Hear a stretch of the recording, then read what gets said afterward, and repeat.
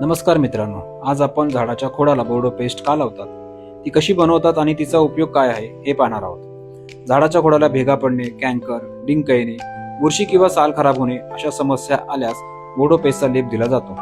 यामुळे खोडाचे संरक्षण होते. बोर्डो पेस्ट हे मोरचूद म्हणजेच कॉपर सल्फेट आणि चुना यापासून तयार केलेले एक बुरशीनाशक मिश्रण आहे. याचा उपयोग झाडाच्या खोडांवर होणारे बुरशीजन्य आजार रोखण्यासाठी केला जातो. सर्वप्रथम 2 प्लास्टिकच्या बकेट घ्या. पहिल्या बकेटमध्ये 1 किलो चुना थोडा बारीक करून टाका. दुसऱ्या बकेटमध्ये 1 किलो मोरचूद घ्या आणि दोन्ही बकेटमध्ये प्रत्येकी 5 लिटर पाणी टाका. दोन्ही मिश्रण चांगले ढवळून घ्या आणि रात्रभर भिजत ठेवा, जेणेकरून चुना आणि मोरचूद पाण्यात पूर्णपणे मिसळतील. दुसऱ्या दिवशी मोरचुदाचे मिश्रण हळूहळू चुन्याच्या मिश्रणामध्ये टाका आणि सतत ढवळत राहा. दोन्ही मिश्रण एकजीव झाल्यावर बोर्डो पेस्ट तयार होते. ही तयार केलेली पेस्ट झाडाच्या खोडावरील जखम, भेगा, बुरशीजन्य समस्या असलेल्या भागावर ब्रशने लावा. अशा प्रकारे झाडाची काळजी घेतली तर झाड निरोगी ठेवण्यास मदत होते.